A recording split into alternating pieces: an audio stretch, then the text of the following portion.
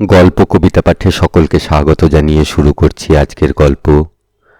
গল্পের ভূমিকা, লেখক প্রবোধ কুমার সান্যাল। সকালে উঠিয়া লিখিতে বসিয়াছিলাম। বারান্দার ধারে হালকা রৌদ্রের আলো আসিয়া পড়িয়াছে। শরতের সুস্নিগ্ধ আকাশ এখনো ঘন নীল হইয়া উঠে নাই। ঠান্ডা হাওয়া মুখে চোখে আসিয়া লাগিতেছিল। বসিয়া বসিয়া মনে মনে একটি গল্প ফাঁদিতেছিলাম। উপরতলায় আমি একাকী থাকি। আমি সৈন্য বিভাগের লোক। ব্যারাকের নিচের তলাগুলিতে নানা জাতীয় লোকের জটলা, চাপরাশি, দোকানওয়ালা, সরকারি ঝাড়ুদার, লরি ড্রাইভার, পিয়ন ইত্যাদি। যথেষ্ট স্থানাভাব বলিয়া হিন্দু মুসলমানের জাতি বিচার নাই। নিচে নানা কণ্ঠের গোলমাল চলিতেছিল। গল্প একটা আরম্ভ করিতেই হইবে। দীর্ঘ 5 মাস ধরিয়া বাংলাদেশের কোনো একখানি মাসিক পত্রের সম্পাদক আমার নিকট গল্পের জন্য অনুরোধ করিয়া পাঠাইতেছেন। গল্প একটা লিখিতেই হইবে, কিন্তু কি লইয়া গল্প লিখি? সুলভ প্রেমের উপাখ্যান আমার কলমের ডগায় আসে না। অশ্লীল গল্প লিখিয়া কলেজের ছাত্রছাত্রীকে নাচাতেও মন যায় না। এবং আমি একমাত্র বাঙালি লেখক যিনি প্রেমের গল্প লেখেন না, কিন্তু তবুও গল্প একটা লিখিতে হইবে। সৈন্য বিভাগে চাকরি লইয়া বহুদিন এই পাঞ্জাব সীমান্তে আসিয়াছি। রাওয়ালপিন্ডি হইয়া যে পথটা হিমালয় পর্বতের ভিতর দিয়া ঝিলম নদী পার হইয়া সোজা কাশ্মীরের অন্দরে গিয়া প্রবেশ করিয়াছে, সেই পথের উপরেই এই ছোট পাহাড়ি শহরে আমাদের ছাউনি। ছাউনি স্থায়ী নয়। শীতকালে আমাদের দপ্তর নিচে নামিয়া যায়। এখানে শরৎকাল হইতেই প্রচণ্ড শীত পড়ে। আমাদের চলিয়া যাইবার দিন ঘনাইয়া আসিয়াছে। কেমন করিয়া গল্পটি আরম্ভ করিব এই লইয়া দিনের পর দিন ভাবিতেছিলাম। কল্পনা নয়, অভিজ্ঞতা লইয়াই গল্প লিখিতে আমি ভালোবাসি। অভিজ্ঞতার ভিতর দিয়া সত্য অনুভূতি, ইহাই আমার যে কোনো গল্পে প্রাণের উত্তাপ সঞ্চার করিবে। বারান্দার উপর মশমশ করিয়া জুতার শব্দ হইল। এই জুতার শব্দটা আমার অত্যন্ত পরিচিত। এই শব্দটা শুনিলেই আমার গল্প লেখার চেষ্টাটা ছিন্ন ভিন্ন হইয়া যায়। রচনার আনন্দটুকু গ্লানিতে আবিল হইয়া ওঠে। জুতার শব্দটা পিছন দিক হইতে আমার কাছাকাছি আসিয়া গেল। এই থমকিয়া থামিবার অর্থও আমি জানি। মনে মনে বিরক্ত ও ক্রুদ্ধ হইয়া পাহাড়ি উর্দু ভাষায় বলিলাম, থাক, এখানে জঞ্জাল নেই, ঝাড়ু দিতে হবে না। উত্তর আসিল, জঞ্জাল আছে, আপনি উঠুন, ঝাড়ু দিয়ে যাই। স্ত্রীলোকের সহিত তর্ক করিতে আমি অত্যন্ত অপছন্দ করি। তাছাড়া আমি মনে প্রাণে আচারে আলাপে চলনে ভোজনে একজন অকৃত্রিম সৈন্য। কখন কি করিয়া ফেলিব তাহার ঠিক নাই। স্ত্রীলোক বলিয়া ক্ষমা নাও করিতে পারি। ইজি চেয়ার ছাড়িয়া ধীরে ধীরে উঠিয়া সরিয়া গেলাম। লালি না কি যেন এই মেয়েটার নাম, সরকারি চাকরানী। নন্দাদেবী পর্বতের ধারে কোন এক গ্রামে ইহাদের বাড়ি। বছরে 6 মাস এখানে চাকরি করিতে আসে। বরফ পড়িতে থাকিলে চলিয়া যায়। মেয়েটার যে পরিমাণ টকটকে রূপ, সেই পরিমাণ ও নোংরা। গায়ে একটা ছেঁড়া পাঞ্জাবি, পরনে আলগা পায়জামা, মাথায় ঘোমটা দিবার জন্য এক টুকরা উড়ানি ব্যবহার করে, কিন্তু তাহার 2টা প্রান্ত পিঠের দিকে ঝোলানো। আবরুর চেয়ে আরাম তাহার প্রিয়। শুধু নোংরা হইলেও ইহাকে ক্ষমা করিতাম, কিন্তু মেয়েটা অত্যন্ত অসচ্চরিত্র। অসচ্চরিত্র মেয়ে দেখিলেই আমি চিনতে পারি। তাদের ভঙ্গি, কথা, হাসি, চলন এবং চক্ষু আমার পরিচিত। তাছাড়া এই মেয়েটাকে যেদিন একটা কাফিখানার ধারে কয়েকজন লোচ্চা স্ত্রী পুরুষের মাঝখানে বসিয়া সিগারেট টানিতে দেখিয়াছি, সেই দিন হইতে ইহাকে আর সহ্য করিতে পারি না। তামাক খাওয়া এ দেশের মেয়েদের অভ্যাস, কিন্তু ইহার গোপন ঔদ্ধত্যটুকু আমাকে অতিশয় আঘাত করে। আর এই লালি, ইহার সর্বাঙ্গে দুশ্চরিত্রের দাগ। চেয়ার ও টেবিল নাড়াচাড়া করিয়া ঝাড়ু দিয়া সে সরিয়া দাঁড়াইল, বলিল, সাহেবজি, বকশিস। জ্বলন্ত দৃষ্টিতে তাহার দিকে ফিরিয়া তাকাইলাম। বলিলাম, রোজ রোজ বকশিস? রিপোর্ট লিখে এবার তোর চাকরি খাবো বদমাইশ। ঝাড়ু হাতে দাঁড়াইয়া সে হাসিল, বলিল, 12 টাকা মাইনে পায়, বকশিস না দিলে চলবে কেন? স্পর্ধা। মুখের কাছে দাঁড়াইয়া কথা বলিবার স্পর্ধা একমাত্র এই লালিরই দেখিতেছি। আমি কড়া মেজাজের লোক, তাহা এ মহল্লার সকলেই জানে, কিন্তু জানিতে চাহে না এই ছোট লোক, এই নোংরা ঝাড়ুদারনি মেয়েটা। আমার আত্মাভিমান এবং অহংকারের সীমানার মধ্যে কেহ আসিতে সাহস করে না। সকলকে আমি উপেক্ষা করি, তাচ্ছিল্য করি, দয়া করি, কিন্তু এই লালি রোজ সকালে আসিয়া নিয়মিত বকশিস চাহিয়া অবলীলায় স্পর্ধা প্রকাশ করিয়া হাসিয়া এ যেন আমার গাম্ভীর্যের কান মলিয়া চলিয়া যায়। সহ্যের শেষ সীমায় দাঁড়াইয়া বলিলাম, ভাগ এখান থেকে, তোকে দেখলে আমার বমি আসে। কাল আমার বকশিস চাই, নইলে তোমার ঘরের জিনিস উঠিয়ে নিয়ে যাব, এই বলে যাচ্ছি। কি বললি? বলিয়া রুখিয়া ফিরিয়া দাঁড়াইতেই সে হাসিতে হাসিতে বারান্দা ছাড়িয়া রাস্তায় নামিয়া গেল। সেখান হইতে বলিল, এই যে তোমাদের চলে যাবার সময় হলো, বকশিস আর পাবো কবে? দেব না তোকে বকশিস, নিকালো হিয়াসে। সে হেলিয়া দুলিয়া তিরস্কার উড়াইয়া দিয়া চলিয়া গেল। চেয়ারে আবার আসিয়া বসিলাম বটে, কিন্তু গল্প লেখা আর হইল না। রৌদ্রা লোকটুকু প্রতিদিনের মতো আজও চক্ষে বিসদৃশ হইয়া উঠিল। গল্পের আবহাওয়াটা চুরমার হইয়া গেল। শরতের আকাশের সস্নিগ্ধ সৌন্দর্যটুকুকে যেন ঝাড়ু দিয়া মুছিয়া দিল। লালিকে চাকরি হইতে বরখাস্ত না করাইলে আর আমার শান্তি নাই। উহাকে এই পাহাড় হইতে তাড়াইব, তবেই আমার নাম নিবারণ চক্রবর্তী। সকালবেলা আমার কাটে এমনি করিয়া, এই আমার সকালের ইতিহাস। ধরাচূড়া চড়াইয়া আপিস চলিয়া যায়। লালিকে চাকরি হইতে তাড়াইব, এই কথা ভাবিতে ভাবিতে তাহাকে মন হইতে তাড়াইবার কথা ভুলিয়া যায়। আমি বিশেষ কাহারও সহিত কথা বলি না, সকলের সঙ্গে অত মাখামাখি করিয়া মিলিয়া মিশিয়া থাকা আমার স্বভাব বিরুদ্ধ। ইহাদের কাহাকেও আমি তেমন পছন্দ করি না। নিজের আশপাশ নির্জন এবং নির্বান্ধব করিয়া রাখাই আমার প্রকৃতি। আমার নিষ্ঠুর বৈরাগ্যের পরিধির মধ্যে আমি কাহাকেও প্রশ্রয় দিই না। আপন গৌরবে ও অভিমানে সকলের শীর্ষস্থানে বসিয়া সকলের প্রতি উদাসীন হইয়া থাকায় আমার অভিরুচি। মানুষের প্রতি আমার প্রাকৃতিক বিতৃষ্ণা। অফিস হইতে ফিরিয়া আবার গল্প লেখার চেষ্টায় বসিয়া যায়। সুন্দর একটি আবহাওয়া সৃজন করিয়া মনে মনে আপনাকে মুখর করিয়া তুলি। ইচ্ছা করে একটি সত্যকারের ক্লিষ্ট জীবনের চিত্র আঁকি, তাহার সকল লজ্জা এবং সমস্ত আশা লইয়া। প্রাণঝড়ে উন্মত্ত হইয়া ছুটিবে আমার সেই নায়ক চরিত্র। সেই চরিত্রতত্ত্ব হইবে জগতের সর্বশ্রেষ্ঠ আদর্শবাদ, সর্বোচ্চ মনুষ্যত্ব। বিকালবেলা আমার প্রিয় সেতারটিকে লইয়া বাজাইতে বসিলাম। ওস্তাদ সেতারি নই, তবু নিজের বাজনা আমার সবচেয়ে ভালো লাগে। আমি আমার অনুরাগী শ্রোতা। আর একটি শ্রোতা আছে, কিন্তু তাহার কথা বলা শোভন হইবে না, এবং বলাটা আমার পক্ষে রুচিকরও নয়।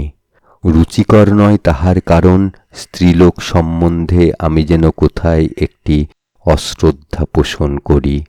স্ত্রীলোক দেখিলেই আমার লালিকে মনে পড়ে। স্ত্রীলোকের কথা চিন্তা করিতে গেলেই লালির সুকৌশল অঙ্গভঙ্গি, দুর্বিনীত হাসি, ইঙ্গিতপূর্ণ কটাক্ষ, তাহার কদর্য ধরন আমার মনশ্চক্ষে ভাসিয়া উঠে। যে নারী স্বাভাবিক সলজ্জ সুষমাকে এমন অকাতর বিসর্জন দিতে পারে, পৌরুষের উদ্ধত অনুকরণ করিয়া, যে পুরুষকে এমন করিয়া ব্যঙ্গ করিতে থাকে, সে পারে না কি? লালি শুধুমাত্র আমাকে এই কথাটাই জানাইয়াছে, নারী কেবলমাত্র ভোগের ও অপমানের, শ্রদ্ধার নয়। সেতার বাজাইতে বাজাইতে আমি যেন কোথায় চলিয়া যাই, ডুবিয়া যাই, একটি নির্মল সুরলোকের ভিতর প্রবেশ করিয়া সুন্দর গল্পের সূত্র খুঁজিয়া বেড়াই।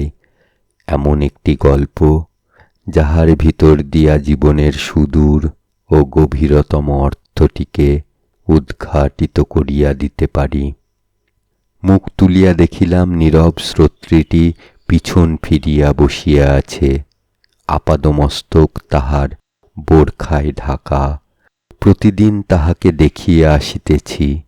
এমনি করিয়া কাঠের পার্টিশনের পাশে সর্বাঙ্গ আচ্ছাদিত করিয়া স্থাণুর মতো সে বসিয়া থাকে, নড়ে না, মুখ ফিরায় না। নারীসুলভ ছলচাতুরি করিয়া কোনো কাজের অছিলায় বসিয়া থাকে না। তাহার অচঞ্চল ভঙ্গি এই কথাটাই আমাকে কেবল জানায়, সে আমার সেতারের একজন বিশিষ্ট শ্রোতা। অনুরাগ নয়, আসক্তি নয়, প্রয়োজন নয়, আমার সুরের আকর্ষণ ওই বোরখা পরা মেয়েটিকে নিত্যদিন ওই জায়গাটিতে আসিয়া বসায়। রাগ করিয়াছি, মনে মনে অভিসম্পাত করিয়াছি, কিছু একটা অভিসন্ধি আছে বলিয়া ঘৃণা করিয়াছি। গলায় আওয়াজ করিয়া তাহাকে উঠিয়া চলিয়া যাইতে ইঙ্গিত করিয়াছি, এবং পরিশেষে সেতার ফেলিয়া আমার বাঁশের বাঁশিটি লইয়া বাজাইতে বসিয়া গিয়াছি। তবু সে উঠিয়া যায় না। আগে ছিল বিরক্তি, এখন হইয়াছে করুণা। বুঝিলাম জীবনে সে গুণীর গান শুনে নাই, সুরের আনন্দ সে পায় নাই। লালিকে দেখিয়া আমার ধারণা হইয়াছে, ললিতকলা সম্বন্ধে স্ত্রীলোকের জ্ঞান ও উপলব্ধি এতটুকু নাই। তাহাদের বাহিরে আছে রসের ইঙ্গিত, কিন্তু ভিতরে রসের সঞ্চয়ের একান্ত অভাব। তাহারা জীব সৃষ্টি করিতে পারে, আনন্দ সৃষ্টি করিতে পারে না। কিন্তু এই মেয়েটি, এক একদিন মনে হইত মেয়েটি বুঝি পাশ ফিরিয়া বসিয়াছে। তাহাকে জানি না, কোনোদিন তাহার সুরমুগ্ধ মুখখানি একবার দেখিতে পাইব, এ আশা বা ইচ্ছা আমার এতটুকু ছিল না। তবু তাহাকে পাশ ফিরিয়া বসিতে দেখিয়া আমি আড়ষ্ট হইয়া যাইতাম। বোরখার জালের ভিতর হইতে দৃষ্টি ফেলিয়া সে কি আমার কঠিন গাম্ভীর্যের অন্তরাল হইতে একদিন ও দরিদ্র শিল্পীকে আবিষ্কার করিবার চেষ্টা করিতেছে? কেন, ইহাতে তাহার কি লাভ? এ কি কেবলমাত্র স্ত্রীলোকের আজন্মের অকারণ কৌতূহল? লালির এমনই একটা কুৎসিত কৌতূহল দেখিয়াছি। আমার মনের উপর তাহার রূঢ় আঘাত অনুভব করিয়াছি। সেই কৌতূহলের পাশে আছে তাহার বিকৃত কামনা, যৌবনের তৃষ্ণা। আমার তিরস্কার, কটূক্তি, বিরক্তি ও গাম্ভীর্য ইহাদের অগ্রাহ্য করিয়া সে কৌতূহল আমাকে খোঁচাইয়া জাগাইয়া তুলিবার চেষ্টা করে। কিন্তু এ মেয়েটি প্রতিদিন ধরিয়া আমাকে বিস্মিত করিয়াছে, অভিভূত করিয়াছে। আমার ভিতরে যে মানুষ বাঁশি বাজায়, যে মানুষ বাজায় সেতার, যে মানুষ আকাশের দিকে তাকাইয়া জীবনের তত্ত্ব খোঁজে, সম্ভবত ওই বোরখার ভিতরের ব্যাকুল কৌতূহল আবার সেই মানুষটিকে উপলব্ধি করিবার চেষ্টা করে। তাহার চাঞ্চল্য নাই, উত্তেজনা নাই, তাহার আছে ধ্যান ও মৌন সুগভীর দৃষ্টি, সহজ সাধনা। সন্ধ্যা ঘনাইয়া আসিল, আকাশে একটি একটি করিয়া তারা দেখা দিল, পাহাড়ে পাহাড়ে কোথাও কোথাও আলো জ্বলিয়া উঠিল। বাঁশি থামাইয়া আমি চুপ করিয়া বসিলাম। শীতের হাওয়ায় হাত পাগুলা ঠান্ডা হইয়া গিয়াছে। ভিতরে গিয়া চিমনির ধারে আগুনের আভায় বসিয়া এইবার আমার গল্প লিখিবার সময়। কিন্তু আজিকার এই সকরুণ সন্ধ্যাটিকে, এই স্বল্প চন্দ্রালোকিত নিস্তব্ধ পর্বতরাজির প্রশান্তিটিকে যদি ভাষায় ধরিয়া না দিতে পারি, তবে মিথ্যায় আমার গল্প রচনার এ আড়ম্বর। আপন অহংকারকে লইয়া একটি গল্প শুরু করিব। দিন ফুরাইয়া আসিয়াছে। সরকারি ঘোষণা অনুযায়ী যাইবার দিন নিকটবর্তী হইয়া আসিল। সমতল শহরে গিয়া আবার নূতন জীবন শুরু হইবে। তাহার আগে বৈরাগ্য দিয়া ঘেরা আমার এই অহংকারটুকুকে লইয়া একটি রচনা লিখিয়া যায়।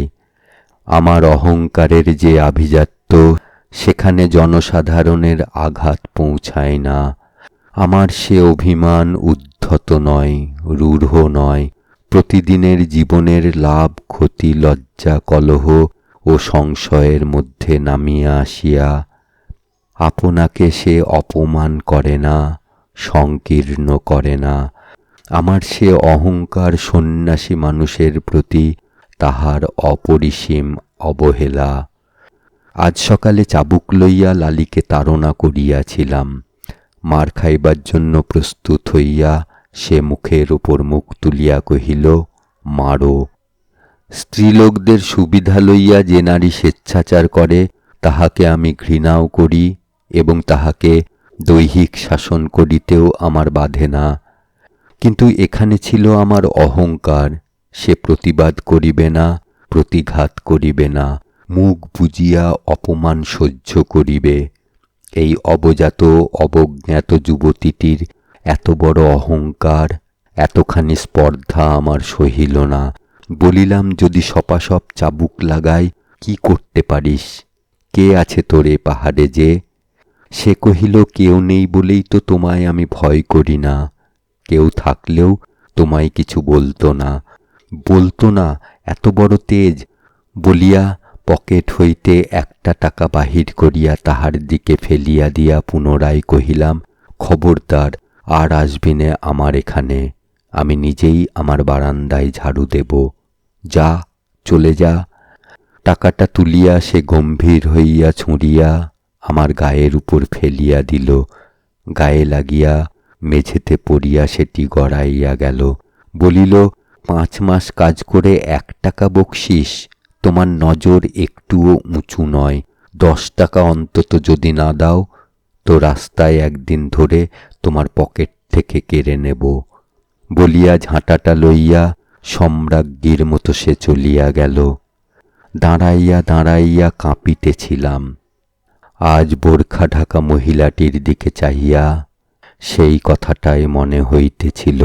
মনে হইল, নারীর পরিচয় রূপ নয়, যৌবন নয়। নারীর পরিচয় তাহার চরিত্র মাধুর্যে, অন্তর লাবণ্যে। একদিন বিদায় লইলাম। পাহাড় ছাড়িয়া লোকজন নিচে নামিয়া চলিল। লরি বোঝাই করিয়া মালপত্র পাহাড় হইতে নামিতে লাগিল।